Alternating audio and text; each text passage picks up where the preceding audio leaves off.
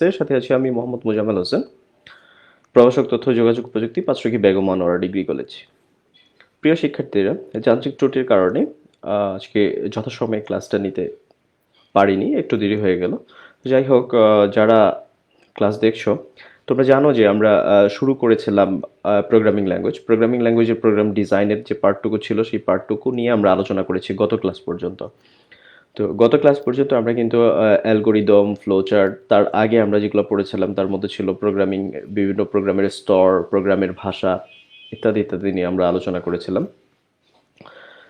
তো দেখো, যে কোনো কিছু আমরা যখন তৈরি করার সময় একটা প্রোগ্রাম তৈরি করার যে প্রিরিকুইজিটগুলো ছিল, আমি তোমাদেরকে বলেছিলাম যে আসলে আমরা যে কোনো কিছু তৈরি করার জন্য তার আগে প্ল্যান করে সেটাকে ডিজাইন করি। তো সেই অংশটুকু কিন্তু আমরা পড়ে ফেলেছি।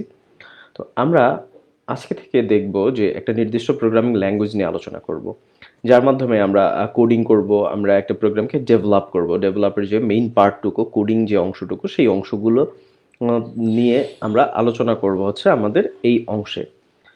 তো আমরা অনেকগুলো প্রোগ্রামিং ল্যাঙ্গুয়েজ সম্পর্কে জানি যে আহ, মানুষের যেমন অনেকগুলো ভাষা আছে, ঠিক একইভাবে কম্পিউটারকে বোঝানোর জন্য, বিভিন্ন প্রোগ্রাম তৈরি করার জন্য অসংখ্য ল্যাঙ্গুয়েজ বা ভাষা আছে।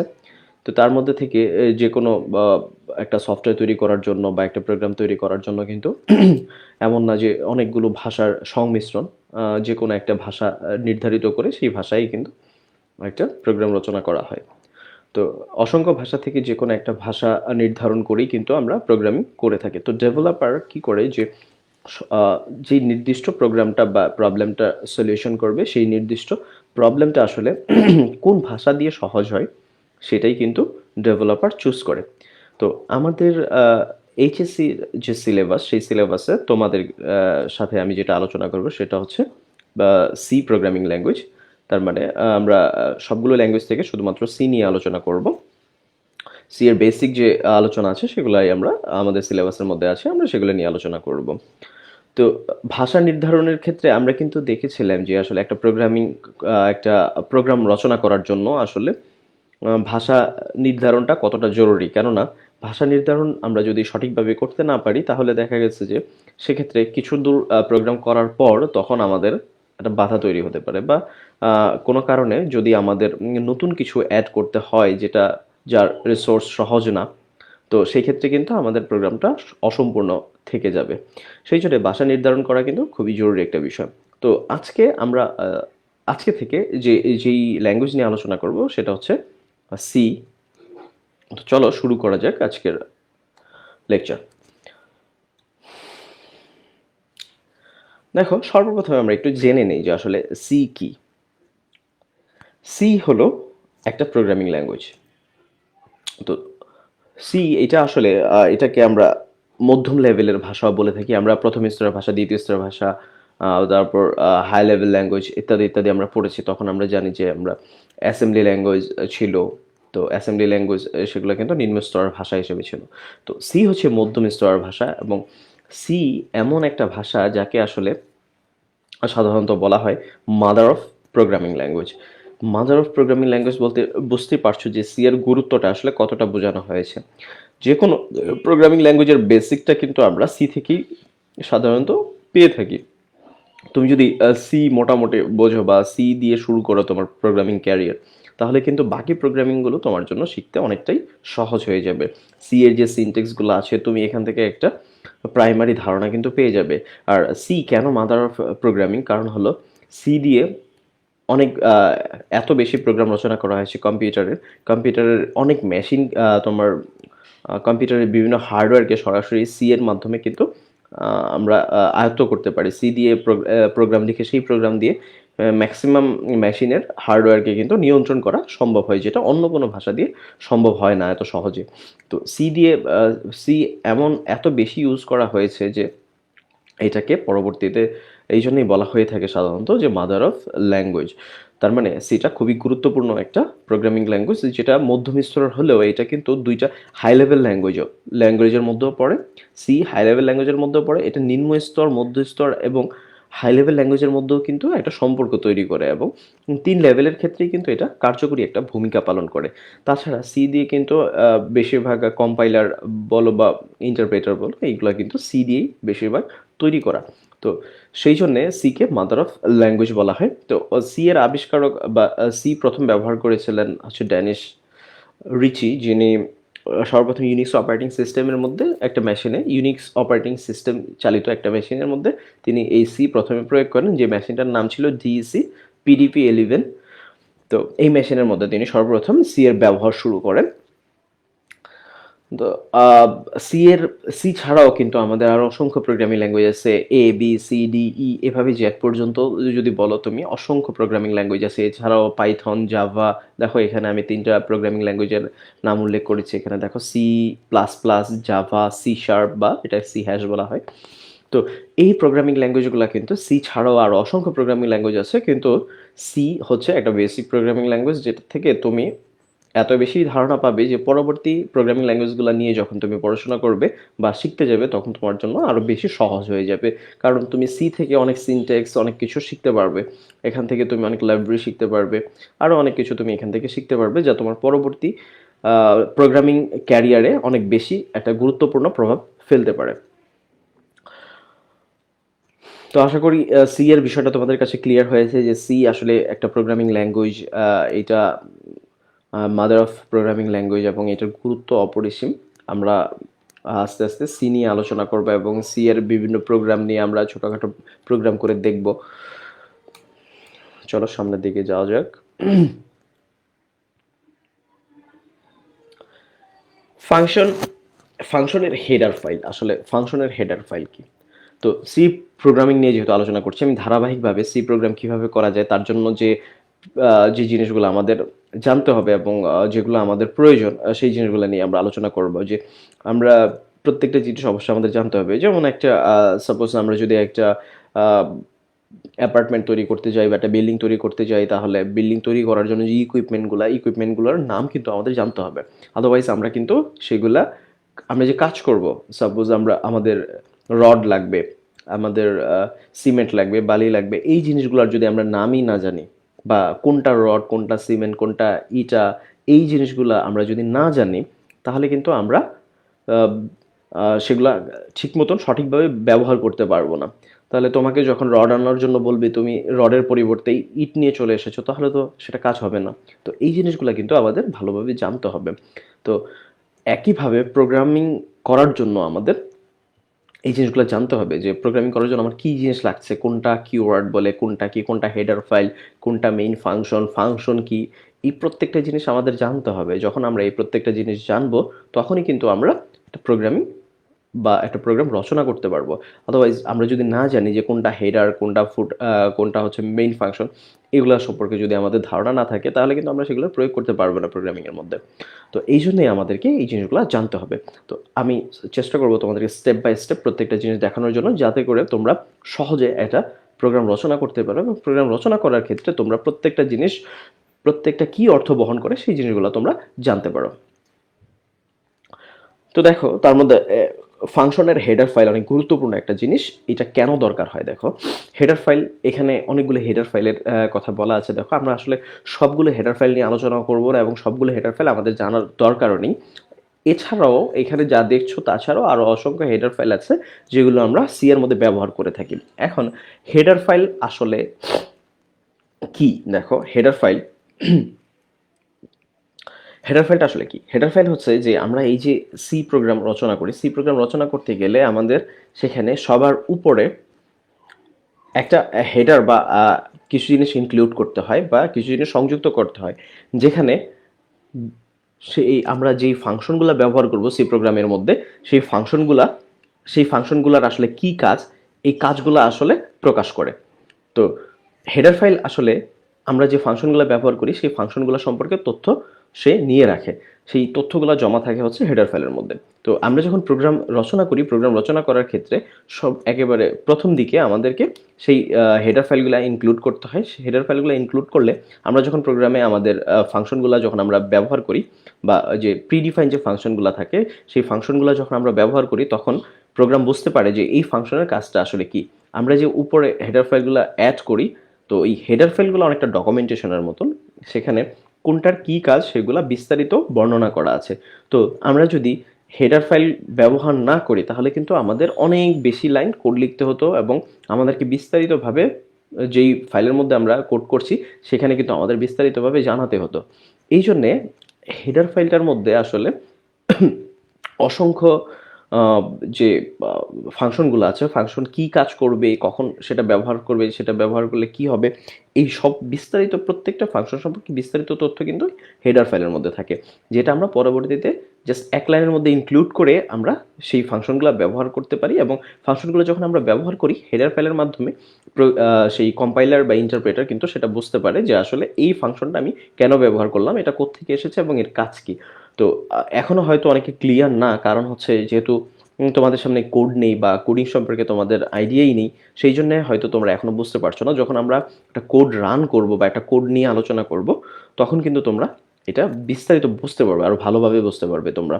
তো আপাতত দেখো আমরা জেনে নেই যে আসলে আমাদের হেডার ফাংশনগুলা কেমন হয় বা সেগুলা কিভাবে আছে।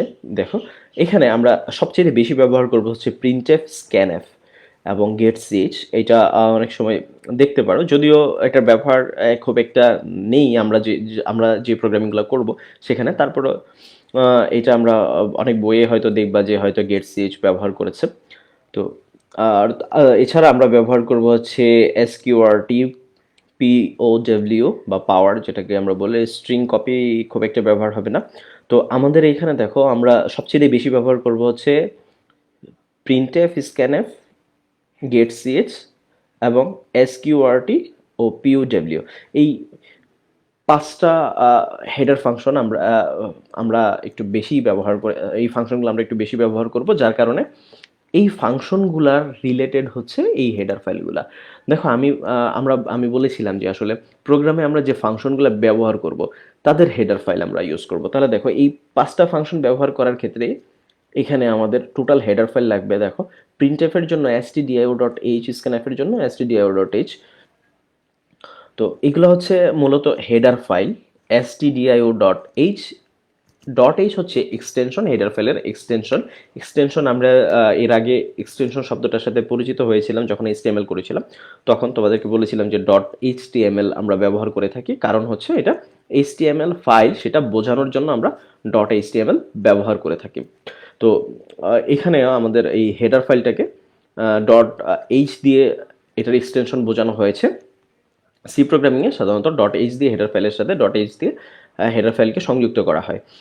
দেখো এখানে একটা অ্যাঙ্গেল ব্র্যাকেট ব্যবহার করা হয়েছে, অ্যাঙ্গেল ব্র্যাকেটের মাঝখানে আমরা হেডার ফাইলের নাম দিয়েছি stdio.h। তাহলে যখন আমরা প্রোগ্রামিংয়ে আমরা যে প্রোগ্রামটা রচনা করব সেই প্রোগ্রামে যদি আমরা প্রিন্টএফ ফাংশনটা ব্যবহার করে থাকি তাহলে আমাদেরকে হেডার ফাইল হিসেবে stdio.h এই হেডার ফাইলটা সংযুক্ত করতে হবে। আমরা যদি স্ক্যানআপ ব্যবহার করি সেক্ষেত্রেও আমাদের stdio.h এই ফাইলটা, এই হেডার ফাইলটা ব্যবহার করতে হবে। যখন আমরা গেটএস ব্যবহার করব তখন stdio.h ব্যবহার করতে হবে, কিন্তু যখন আমরা দেখো গেটসিএইচ ব্যবহার করব, গেটসিএইচ এই ফাংশনটা যখন আমরা ব্যবহার করব তখন আমাদের conio.h এইটা হেডার ফাইল হিসেবে ব্যবহার করতে হবে। এছাড়াও দেখো আমরা যখন এসকিউআরটি ব্যবহার করব তখন আমরা math.h নামে যে হেডার ফাইলটা আছে সেই হেডার ফাইলটা ব্যবহার করব। আসলে এখানে এসকিউআরটি এর কাজটা হলো কি, যখন আমরা দেখো প্রোগ্রামিং এর মধ্যে অনেক সময় প্রোগ্রাম করার ক্ষেত্রে আমরা যখন রোড স্কোয়ার দিই, রোড যখন দিই বা স্কোয়ার যখন ব্যবহার করি, রোড যখন ব্যবহার করি আমরা স্কোয়ার রোড যেটাকে বলি, আমরা স্কোয়ার রোড যখন আমরা ব্যবহার করে থাকি সেটা আসলে প্রোগ্রামিং এর মাধ্যমে আমাদেরকে যখন কম্পিউটারকে বুঝাইতে হবে, আমরা তো এইভাবে কলম দিয়ে আর এঁকে দিতে পারবো না, তাহলে আমাদেরকে সেটা বুঝাইতে হবে যে এখানে স্কোয়ার রুট ব্যবহার করা হয়েছে। তো স্কোয়ার রুট প্রকাশ করার জন্য এখানে আমরা এই ফাংশনটা ব্যবহার করব sqrt। তো এইটার হেডার ফাইল হচ্ছে math.h। তো math.h এর মাধ্যমে আমরা স্কোয়ার রুটটা ব্যবহার করব। যখন আমরা পাওয়ার ব্যবহার করব, দেখো যেমন এই স্কোয়ার, বি স্কোয়ার, এমন যখন আমরা ব্যবহার করব তখন সেখানে স্কোয়ার বা পাওয়ার যখন আমরা ব্যবহার করব, যে কোনো পাওয়ার ব্যবহার করার ক্ষেত্রে আমরা পিওডব্লিউ এই ফাংশনটা ব্যবহার করে থাকি সাধারণত। তো এই পিওডব্লিউ যখন আমরা ব্যবহার করব তখন কিন্তু অবশ্যই আমাদেরকে math.h এই হেডার ফাইলটা সংযুক্ত করতে হবে। আদারওয়াইজ কিন্তু এই পিওডব্লিউ তুমি কোত্থেকে এনেছো, পিওডব্লিউর আসলে কাজ কি, এই জিনিসটা কিন্তু তখন জানবে না। সেই জন্য আমরা যখন কোনো একটা ফাংশন ব্যবহার করব, প্রিডিফাইন ফাংশন, যেটা আগে থেকে আমাদের সি এর প্রিডিফাইন ফাংশন, তো তখনই কিন্তু আমাদেরকে ওই প্রিডিফাইন ফাংশনগুলো ব্যবহার করার সাথে সাথে আমাদের সেগুলোর যে হেডার ফাইলগুলো আছে সেগুলো ইনক্লুড করতে হবে। আদারওয়াইজ পিওডব্লিউ আসলে কি কাজ করে, পিওডব্লিউ কি, সেটা কিন্তু তখন এই কম্পাইলার বুঝবে না। এই জন্যই আমাদেরকে হেডার ফাইল সংযুক্ত করতে হবে। তারপরে দেখো স্ট্রিং কপি করার জন্য আমরা ব্যবহার করবো। এখন এই স্ট্রিং কি, এই জিনিসগুলো কি, ক্যারেক্টার কি, আসলে এই জিনিসগুলো তোমরা এখন বুঝবে না। না বোঝার কারণ হলো যে আমরা মাত্র শুরু করেছি। স্ট্রিং, ক্যারেক্টার, ইন্টিজার, ফ্লট, এই জিনিসগুলো আসলে ডেটা টাইপ। তো এইগুলো আমরা ডেটা টাইপ কি, এই জিনিসগুলো নিয়ে আমরা পরবর্তীতে আলোচনা করব। তাই এখন তোমরা জাস্ট হেডার ফাইলের ফাংশনগুলো এবং সেই ফাংশনের রিলেটেড যে হেডার ফাইলগুলো সেগুলো জাস্ট তোমরা জেনে রাখো। স্ক্রিনশট নিয়ে রাখতে পারো এটা তোমরা চাইলে, যে কোন ফাংশনের জন্য কোন হেডার ফাইল আমরা ব্যবহার করে থাকি। তারপর দেখো স্ট্রিং কাট, তারপর হচ্ছে স্ট্রিং ক্যাট, স্ট্রিং ক্যাম্প ইত্যাদি ইত্যাদি হেডার ফাইল আমরা ব্যবহার করে থাকি। এগুলো হেডার ফাইল হচ্ছে string.h। দেখো এগুলো সব string.h যে হেডার ফাইল আছে সেই হেডার ফাইলের অন্তর্ভুক্ত। তো এগুলো হচ্ছে মূলত হেডার ফাইল। তো হেডার ফাইলের ব্যাপারে আমি আবার বলি যে হেডার ফাইল আমরা কেন ব্যবহার করে থাকি। হেডার ফাইল আমরা যে প্রিডিফাইন্ড ফাংশনগুলো প্রোগ্রামের মধ্যে ব্যবহার করে থাকি সেই ফাংশনগুলো সম্পর্কে কম্পাইলারকে জানানোর জন্যই আমরা কিন্তু হেডার ফাইল ব্যবহার করে থাকি। কারণ প্রিন্টএফ আসলে কি কাজ করে সেটা কম্পাইলার জানে না। সে কিভাবে জানবে? যখন আমরা হেডার ফাইলটাকে ইনক্লুড করব, সে ওই হেডার ফাইলে যেয়ে তখন দেখবে যে আসলে প্রিন্টএফ কি কাজ করে, তখন সে সেটা থেকে ধারণা নিতে পারবে বা বুঝতে পারবে যে আসলে প্রিন্টএফ এই জন্য ব্যবহার করা হয়েছে। তো যখন আমরা প্রোগ্রাম রচনা করব তখন আরো বিস্তারিত ভালোভাবে বুঝতে পারবে। ফাংশনের হেডার ফাইল লেখার নিয়ম, এই যে হেডার ফাইলগুলো নিয়ে আলোচনা করলাম এতক্ষণ, এই হেডার ফাইলগুলো আসলে আমরা কিভাবে ব্যবহার করব। দেখো, তো হেডার ফাইল সাধারণত আমরা শুরুতে বা একবারে উপরের দিকে লিখে থাকি, ইনক্লুড করে থাকি বা সংযুক্ত করে থাকি। তো এখানে দেখো ফাইলের উপরে অর্থাৎ কোডিংয়ের শুরুতে ইনক্লুড লিখবো আমরা।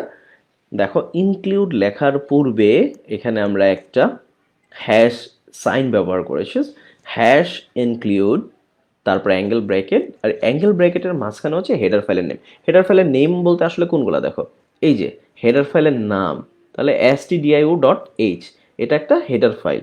তো এটা হচ্ছে হেডার ফাইলের নাম। তো stdio.h দেখো ইনক্লুড হেডার ফাইলের জায়গায় আমরা যখন প্রিন্টএফ ব্যবহার করব তখন আমরা কি লিখবো, ইনক্লুড stdio.h, এইভাবে করে আমরা লিখবো। দেখো একটা উদাহরণ যদি আমরা দেখি, এই যে ইনক্লুড stdio.h, এইভাবে আমরা হেডার ফাইলটা লিখবো। তাহলে এই লাইনটা আমরা সবার উপরে লিখে রাখবো বা উপরের দিকে লিখবো। আমরা যে কোডিং করব মেইন ফাংশন বা মেইন ফাংশনের উপরে এটা আমরা সাধারণত লিখে রাখবো। এটা লিখলে শুরুতেই কম্পাইলার বুঝতে পারবে যে ইনক্লুড করা হয়েছে stdio.h এই হেডার ফাইলটাকে। তখন সেই stdio.h যে হেডার আছে এই ফাইলটার ভিতরে ঢুকবে এবং সেখান থেকে যত তথ্য আছে সে কিন্তু এখানে সংযুক্ত করতে পারবে। সে সহজে বুঝতে পারবে যে আসলে আমি যে যে ফাংশনগুলো ব্যবহার করছি এখানে নিচের দিকে, সেই ফাংশনগুলো আসলে কোনটা কি কাজ করছে এটা কিন্তু সে জানতে পারবে। তো একইভাবে আমরা দেখো ইনক্লুড conio.h ব্যবহার করতে পারি। আমরা ব্যবহার করতে পারি ইনক্লুড math.h যখন আমরা দেখো আমরা যখন শুধুমাত্র প্রিন্টএফ বা স্ক্যানএফ ব্যবহার করব তখন কিন্তু শুধু একটাই লিখবো, জাস্ট ইনক্লুড stdio.h, তাহলে অন্য কিছু না লিখলে হবে, আমাদের ঠিকঠাক মতন কাজ করবে। যখন আমরা ধরো গেট সিএইচ বা গেট সি, গেট এস এইগুলো যখন আমরা ব্যবহার করব তখন কিন্তু আমাদের ওই stdio.h এর পাশাপাশি ইনক্লুড conio.h এইটাও কিন্তু আমাদের ব্যবহার করতে হবে। আদারওয়াইজ আমরা তখন ওই গেট সিএইচ এর যে কাজ আছে সেটা কিন্তু করতে পারবো না। কারণ গেট সিএইচ ফাংশনটা যদি আমরা প্রোগ্রামের মধ্যে লিখি এবং উপরে যদি আমরা conio.h কে ইনক্লুড না করি, সেই ক্ষেত্রে যে প্রবলেমটা হবে সেটা হচ্ছে আমাদের এরর দেখাবে। তাহলে এরর মেসেজ কিন্তু আমাদেরকে শো করবে সেই ক্ষেত্রে। তাই আমরা এটা অবশ্যই লিখবো। তারপরে দেখো ইনক্লুড math.h, ধরো আমরা POW যে ফাংশনটা আছে সেই ফাংশনটা ব্যবহার করলাম।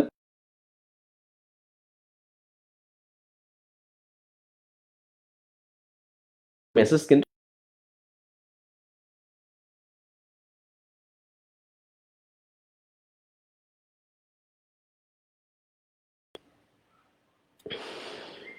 আচ্ছা, তারপর দেখো ইনক্লুড স্ট্রিং ডট এইচ, আমরা এইভাবে করে কিন্তু যে হেডার ফাইলগুলো আছে সেই হেডার ফাইলগুলোকে সংযুক্ত করতে পারি।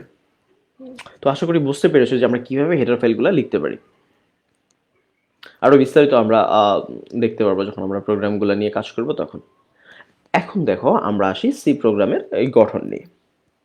তো সি প্রোগ্রামের গঠন দেখো, প্রত্যেকটা জিনিসের যখন আমরা গঠন নিয়ে আলোচনা করি তখন তার বেশ কিছু পার্ট থাকে, যে জিনিসগুলো তার মধ্যে সাধারণত থাকে, যেগুলো দেখে আমরা বুঝতে পারি যে এটা আসলে এই জিনিসটাকে রিপ্রেজেন্ট করে। তার মধ্যে দেখো একটা হলো ডকুমেন্টেশন সেকশন। তো ডকুমেন্টেশন সেকশন আসলে কি? ডকুমেন্টেশন সেকশনে যেখানে আমরা সাধারণত কমেন্টসের মাধ্যমে সেই ডকুমেন্টস লিখে থাকি, যেটা আসলে আমাদের সি প্রোগ্রামের বা আমাদের যে মেইন কোনো জিনিস না, বা যেটা অবশ্যই লাগবে। যেমন ধরো আমি একটা কাজ করছি, একটা হাইওয়ে তৈরি করছি। হাইওয়ে তৈরি করতে গেলে আমি সেটার জন্য কি কি লাগবে সেটার জন্য একটা ডকুমেন্টেশন তৈরি করতে পারি, যে এখানে কতটুকু কত কিলোমিটার হাইওয়েটা, এটা একটা কাগজে কলমে আমরা বিস্তারিত লিখে রাখতে পারি। কি লাগলো, কতটুকু সিমেন্ট লাগলো, কত টন রড লাগলো, কতটুকু সুরকি লাগলো, এই জিনিসগুলা কিন্তু আমরা লিখে রাখতে পারি। তো সেগুলা লিখে না রাখলেও কিন্তু আমার কাজ হবে, কিন্তু আমি কেন লিখে রাখবো? আমার প্রয়োজনে আমি লিখে রাখবো, যে পরবর্তীতে যেন আমি এটার সঠিক তথ্য দিতে পারি, বা আমার কতটুকু কি লেগেছে, যে উপাদানগুলো লেগেছে হাইওয়েটা তৈরি করতে, সেই উপাদানগুলোর সঠিক বর্ণনা আমি কিন্তু যদি লিখে রাখি তাহলে আমি পরবর্তীতে সেগুলো শো করতে পারবো, বা আমার প্রয়োজনে আমি ব্যবহার করতে পারবো, বা পরবর্তীতে জবাবদিহিতার দরকার হলে আমি সেটা করতে পারবো। বা ধরো তুমি কাজ স্টার্ট করলে সেগুলো লিখে রাখলে তুমি কোথায় কতটুকু লাগবে বা কতটুকু দৈর্ঘ্যের তুমি হাইওয়েটা তৈরি করছো, পরবর্তীতে তোমার জায়গায় অন্য কেউ আসলে যেন সেটা সেই ডকুমেন্টেশনটা পড়ে পুরো কাজটা কমপ্লিট করতে পারে। এই জন্যই কিন্তু আমরা ডকুমেন্টেশন করে থাকি।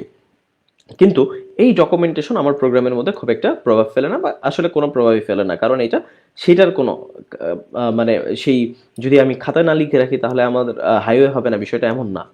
তো একইভাবে দেখো যখন আমরা একটা প্রোগ্রাম তৈরি করি তখন আমাদের কিছু কমেন্টস করতে হয়, বা প্রোগ্রাম সম্পর্কে যে বিস্তারিত তথ্য আছে সেগুলো আমরা লিখে রাখতে পারি, যেগুলোকে আমরা ডকুমেন্টেশন সেকশনের মধ্যে রাখতে পারি। নর্মালি আমরা এখানে কমেন্টস করে থাকি, যে কোনো একটা ফাংশন যখন আমরা নিজেরা ডিক্লেয়ার করি, ইউজার ডিফাইন যে ফাংশনগুলো আমরা ব্যবহার করি, বা আমরা যখন কোনো একটা ভেরিয়েবল ধরি, কোন ভেরিয়েবলের কি নাম দিলাম সেগুলো সম্পর্কে আমরা কিন্তু সাইডে কমেন্টসের মাধ্যমে লিখে রাখতে পারি, যেই কমেন্টসটা আমাদের এই প্রোগ্রামে কোনো ইফেক্ট ফেলবে না, কিন্তু কোনো একজন ডেভেলপারের জন্য এটা সুবিধাজনক হয়ে যাবে, বা যে কেউ কোডটা দেখলে বুঝতে পারবে যে আসলে কোনটা কি কাজ করেছে। তো সেই জন্য আমরা ডকুমেন্টেশন সেকশনটা ব্যবহার করে থাকি। দেখো ডকুমেন্টেশন সেকশনের মধ্যে যে আমরা কমেন্টস ব্যবহার করে থাকি, সেই কমেন্টস কিন্তু আমরা দুই ধরনের কমেন্টস করে থাকি। একটা হলো দেখো যে সিঙ্গেল লাইন কমেন্টস, যে আমার এক লাইনের মধ্যেই আমরা কমেন্টস শেষ করে দিব। সেই ক্ষেত্রে আমরা দুইটা হ্যাশ ব্যবহার করতে পারি প্রোগ্রামের মধ্যে। দুইটা হ্যাশ ব্যবহার করে আমরা সিঙ্গেল লাইন কমেন্টস তৈরি করতে পারি। যেমন দেখো আমি যদি তোমাদেরকে দেখাই একটু,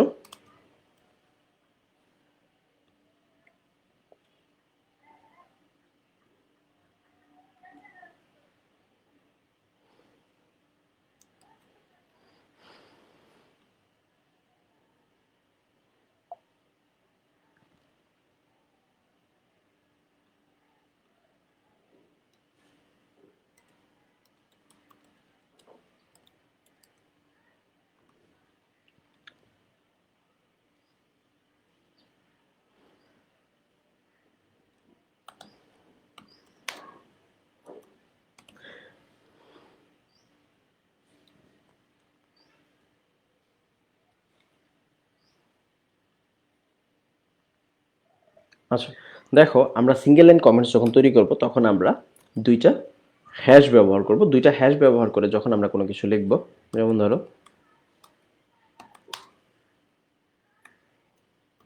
হ্যালো ওয়ার্ল্ড, এই কথাটা আসলে আমার খুব একটা দরকার নেই। তো এই জিনিসটা যদি আমি দেখো হ্যালো ওয়ার্ল্ড, এই কথাটা আমার প্রোগ্রামের কোনো অংশ না, আমি জাস্ট এই কথাটা লিখে রাখতে চাই আমার প্রোগ্রামের পাশে বা উপরে বা নিচে যে কোনো জায়গায় আমি লিখে রাখতে চাই, তাহলে এটা দেখো সিঙ্গেল লাইন, এক লাইনের মধ্যেই কিন্তু আমি এই কমেন্টসটা করেছি। যখন আমি এক লাইনের মধ্যে কোনো কমেন্টস করব, তখন সেটাকে আমরা জাস্ট দুইটা হ্যাশ ব্যবহার করে আমরা কিন্তু সিঙ্গেল লাইন কমেন্টস করতে পারি। এতে করে যেটা হবে, এতে করে এটা প্রোগ্রামের মধ্যে কোনো ইফেক্ট না দিয়েই কিন্তু এটা এখানে থেকে যাবে, আমাদের প্রোগ্রামের মধ্যে থেকে যাবে। তো সিঙ্গেল লাইন কমেন্টসের ক্ষেত্রে আমরা দুইটা হ্যাশ ব্যবহার করে সিঙ্গেল লাইন কমেন্টস করব। যেমন দেখো এখানে আমি একটা এক্সাম্পল দিয়েও দিয়েছি। সিঙ্গেল লাইন কমেন্টের ক্ষেত্রে this is a single line comment, তাহলে এই লেখাটার আগে যদি আমরা দুইটা হ্যাশ দিয়ে দিই, তাহলেই কিন্তু এটা একটা সিঙ্গেল লাইন কমেন্টস হয়ে যাবে, যেটা আমাদের প্রোগ্রামের মধ্যে মূলত কোনো ধরনের ইফেক্ট ফেলবে না। তারপরে দেখো, এখন সিঙ্গেল লাইন কমেন্টস আমরা অনেক ক্ষেত্রে ধরো একটু বিস্তারিত লিখতে চাই, তাহলে সেটা মাল্টি লাইন হয়ে যেতে পারে, 3টা বা 4টা লাইন হয়ে যেতে পারে, বা 2 লাইন হয়ে যেতে পারে।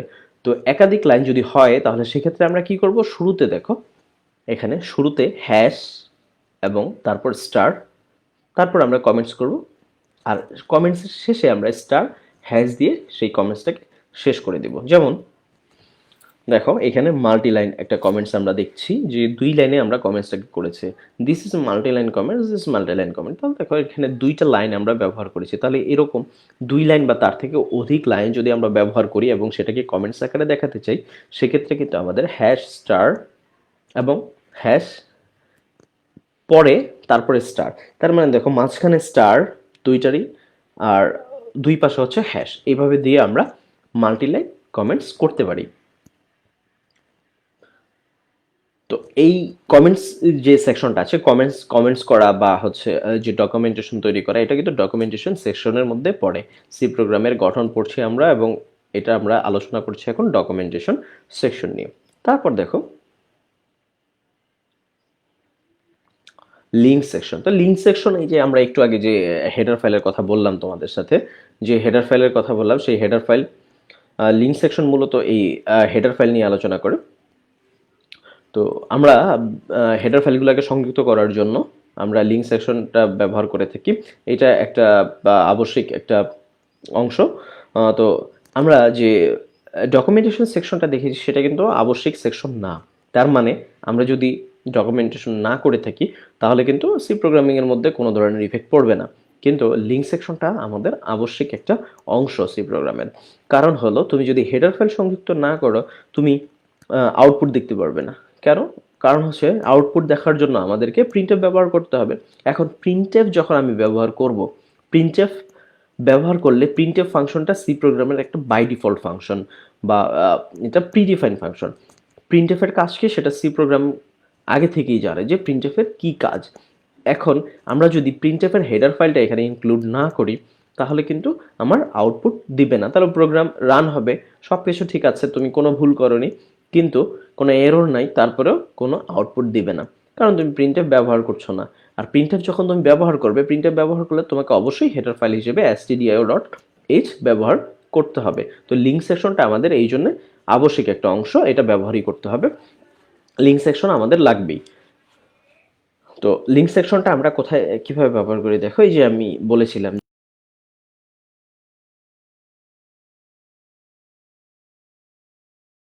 ইনক্লুড, তারপরে আমরা অ্যাঙ্গেল ব্রেকেট দিয়ে হেডার ফাইলের নামটা লিখে দেব।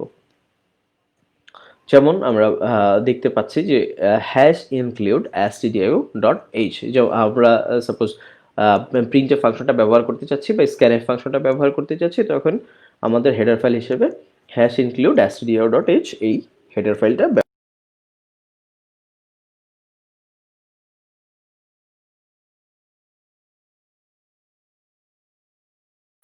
এখানে আমরা যে কনস্ট্যান্টগুলো আছে, সেই কনস্ট্যান্টগুলোর ভ্যালু আমরা আগে থেকেই জানি যে কনস্ট্যান্ট মানে হচ্ছে ফিক্স, যেটা যার মান আগে থেকে ডিফাইন করা আছে এবং এটা ফিক্স। যেমন পাইয়ের মান আমরা যদি চিন্তা করি, পাইয়ের মান আমরা জানি যে 3.1416, এটা হচ্ছে পাইয়ের মান। এই মানটা আনচেঞ্জ, বা এটা কখনো চেঞ্জেবল না। তো এই ধরনের কিছু জিনিস আছে যেগুলা চেঞ্জ না, বা তুমি ধরো প্রোগ্রামে নিজের ব্যবহার করার জন্যই এমন কোনো মান তুমি ব্যবহার করছো বা ভেরিয়েবল ব্যবহার করছো, যেটা আসলে যার মান তুমি কখনো চেঞ্জ করবে না, যেটা তুমি মান ফিক্স করে দিয়েছো, তখন এই কনস্ট্যান্ট মানটাকে প্রকাশ করার জন্য তুমি সেটাকে ডিফাইন করে দাও যে এটা হচ্ছে এত এর মান, এত এর মান হচ্ছে এইটা, বা এইভাবে তুমি ডিফাইন করে দাও। তো সেই ডেফিনেশন সেকশনের মধ্যে আমরা সেই ডিফাইনগুলো করে থাকি সাধারণত। দেখো, যেমন এটা সাধারণত আমরা হ্যাশ ডিফাইন এর মাধ্যমে এটা লিখে থাকি। তো এখানে আমরা দেখো বলতে পারি যে পাইয়ের মান ধরো আমরা আগেই ডিফাইন করে দিলাম যে হ্যাশ ডিফাইন পাই। তাহলে আমরা এখানে পাইয়ের মানটা ডিফাইন করে দিচ্ছি, পাই পিআই ভেরিয়েবলের মধ্যে 3.14 আমরা এটাকে ডিফাইন করে দিয়েছি। তাহলে এটার মান কিন্তু আনচেঞ্জড, এটা আর কখনো চেঞ্জ হবে না, এটা আমরা এখানে বলেই দিয়েছি। তো ডিফাইন সেকশনের মধ্যে কিন্তু আমরা যে কোনো কিছুকে ডিফাইন করে দিতে পারি, আমাদের প্রয়োজনীয় বা ব্যবহার্য এমন কিছু আমরা এখানে ডিফাইন করে দিতে পারি। এখন দেখো গ্লোবাল সেকশন। গ্লোবাল সেকশন আসলে কি কাজ করে? গ্লোবাল সেকশনটা এখানে কিছু ভেরিয়েবল আছে যেগুলো আমাদেরকে গ্লোবালি কাজ করতে হয়, যেগুলো নিয়ে, যেমন ধরো আমরা কোন একটা ভেরিয়েবল ব্যবহার করছি, আমরা যে নিজেদের যে ফাংশন ব্যবহার করব সেই ফাংশনগুলোতেও যেন সেগুলো কাজ করে। এখন সেই ফাংশনগুলোতে এগুলা কাজ করতে গেলে আমাদের যে ভেরিয়েবলগুলো ব্যবহার করতে হবে সেই ভেরিয়েবলগুলোকে আমরা বলি যে গ্লোবাল ভেরিয়েবল। তো গ্লোবাল ভেরিয়েবল ডিক্লেয়ার করার জন্য আমরা দেখো এখানে ইন্টিজার জি, এটা কিন্তু আমাদের গ্লোবাল ভেরিয়েবল। এটা কোথায় লিখেছি আমরা? ইন্টিজার মেইন ফাংশনের বাইরে লিখেছি। যখন আমরা মেইন ফাংশনের বাইরে লিখেছি তখন এটা এই প্রোগ্রামের যে কোনো জায়গায় এই জিকে আমরা পরিচয় করিয়ে দিতে পারবো বা এই জিটা আমরা ব্যবহার করতে পারবো। তো আমরা যখন গ্লোবাল ভেরিয়েবল ডিক্লেয়ার করব তখন আমরা গ্লোবাল ডিক্লারেশন সেকশনের মধ্যে সাধারণত এই জিনিসটা করে থাকি। এটাকে মূলত গ্লোবাল ডিক্লারেশন বলা হয়।